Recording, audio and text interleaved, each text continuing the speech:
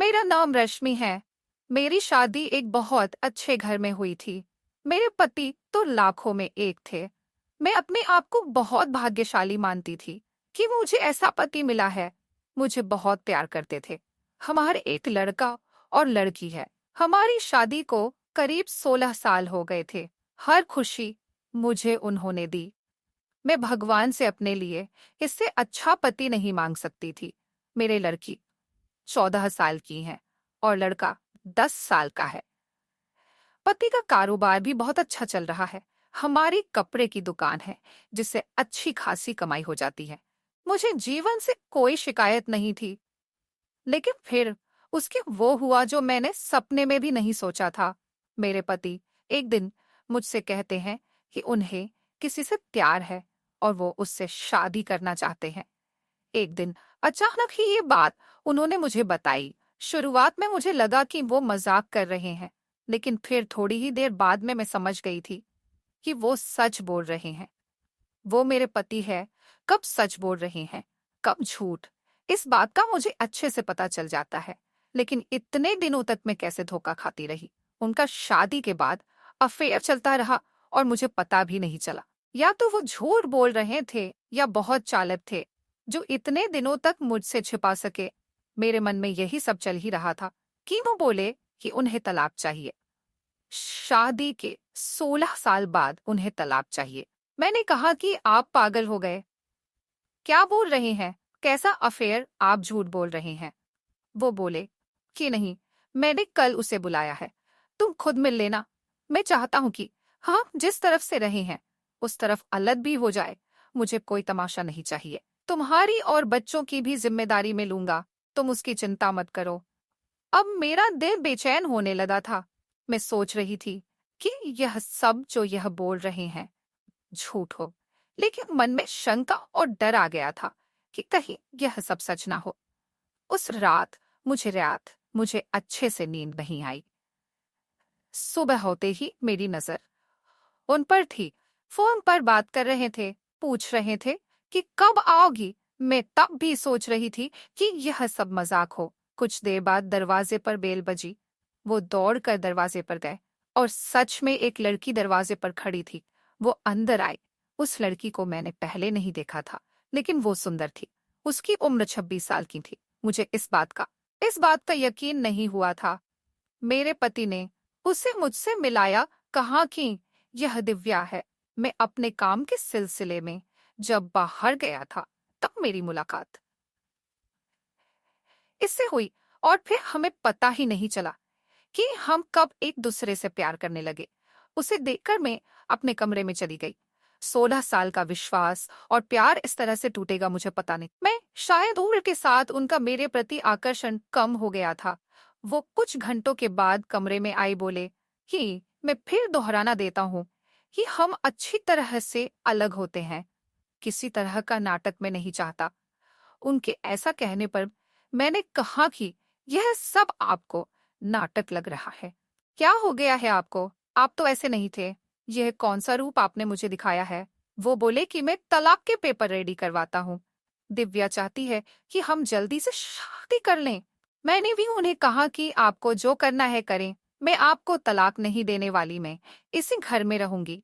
मैंने उन्हें अपना फैसला सुना दिया था, पर मुझे पता नहीं था कि वो कुछ इस तरह का करने वाले हैं। अगले दिन से वो रोज दिव्या को घर बुलाने लगे। मेरे बच्चे बड़े थे, अब सारी बातें समझने लगे थे। मुझसे तलाक के लिए वो इस हद तक जा सकते हैं, इसका मुझे पता नहीं था। घर में एक 14 साल की लड़की है। उन्हें बिल्कुल भी शर्म नहीं आ रही थी। बच्चों से बात करना भी उन्होंने बंद कर दिया था। बच्चे भी उनके पापा का यह रूप देखकर दुखी थे। एक दिन वो दिव्या के साथ हाल में बैठे थे। हमारी लड़की से उन्होंने पानी मंगवाया। पानी लेकर वो गई और गलती से पानी दिव्या के ऊपर गिर गया। मेरे पति ने उस दिन हद कर दी। वो दिव्या के लिए मेरी लड़की पर हाथ उठाने वाले थे। मैंने उन्हें यह करता देख लिया और वहीं से उन्हें जोर से कहा, यह क्या कर रहे हो? पागल हो गए हो? मैं जानती हूँ तुम यह सब क्यों कर रहे हो, तलाक के लिए। ठीक है, अब तुम इस हद तक जा रहे हो तो फिर मैं तुम्हें तलाक दे ही देती हूँ। उसी समय मैंने अपना और बच्चों का सामान बांधा और अपने घर चली रही। एक ही इतना कैसे बदल सकता है? जो अपनी पत्नी और बच्चों पर जान झिड़कता था, अब वो उन्हें देखना भी पसंद नहीं कर रहा है। मैं अपने घर थी, उनका फोन मुझे आया कहाँ की मैं तुम्हारी और बच्चों की जिम्मेदारी अभी भी उठाऊंगा। कुछ भी जरूरत हो तुम मुझे फोन कर सकती हो, मैं पैसे भिजवाता रहूंगा। मैंने कहा कि मुझे तुम्हारे पैसे की कोई जरूरत नहीं है। इसी के दम पर तुमने उस लड़की को इम्प्रेस किया है। मैं अपने बच्चों को संभाल सकती हूँ। उम्र के इस पड़ाव पर आकर इतनी अच्छी लाइफ जीने के बाद मुझे फिर काम करना पड़ेगा, इसका मुझे अंदाजा नहीं था। जिंदगी कब आह आह इसलिए मैंने भी अपने घर से कपड़े का काम शुरू करना चाहती थी। मैं उस इंसान के पैसे नहीं लेना चाहती थी। उनका फोन मुझे आता रहता, बोलते कि तुम मुझसे पैसे ले सकती हो, नया काम शुरू करना है तो भी मैं पैसे दे दूंगा। लेकिन मैं नहीं मानी। मैंने कहा कि आप हमारी नहीं तलाक की चिंता करो। समय निकलता गया। मैंने अपने बुते पर थोड़ा कुछ शुरू किया, लेकिन हमारे घर वाले मुझे सपोर्ट कर रहे थे। कुछ समय के लिए उनका फोन आना बंद हो गया। मैंने इस बात पर ध्यान भी नहीं दिया। मैं अब उनसे बात भी नहीं करना चाहती थी। तलाक में अभी कुछ समय था। भी आप बोलोगे मैं आ जाऊंगी, जहां साइन करना है कर दूंगी। मैंने अपने काम पर ध्यान देना शुरू कर दिया। मुझे कुछ माल खरीदने के लिए बाहर जाना था। इतने दिन उनके साथ रहने पर मुझे यह पता था कि क्या खरीदना और कहाँ से खरीदना है। उनका यह अनुभव मेरे काम आया। मैं उस शहर माल खरीदने के लिए गई। मैं वहां पहुंचकर उस दुकान से माल खरीद ही रही थी कि मुझे वहां दिव्या दिखाई दी। वो वहां किसी की और के साथ थी, हाथ पकड़े हुए। मुझे देख के साफ पता चल गया था। फिर मैंने मन में सोचा कि अब किसी और को मैं धोखा नहीं खाने दूंगी। इसलिए मैंने उनका पीछा किया। वो एक ओपन रेस्टोरेंट में गए। मैं जाकर उन दोनों के सामने बैठ गई। मुझे देखकर उसके होश उड़ गए। वो उठकर जाना चाहती थी, लेकिन मैंने उसका हाथ पकड़ा। मैंने उस लड़की का सच लड़के को बताना शुरू किया। मैंने सोचा था कि मैं उसे सच बताकर उसकी आंखें खोल दूंगी, लेकिन कुछ और ही हुआ। उसने जो मुझे बताया उससे मेरे पैरों तले जमीन निकल गई। मैं वहां से भागते हुए कैसे भी अपने पति के पास जाना चाहती थी। मैं उनके घर गई।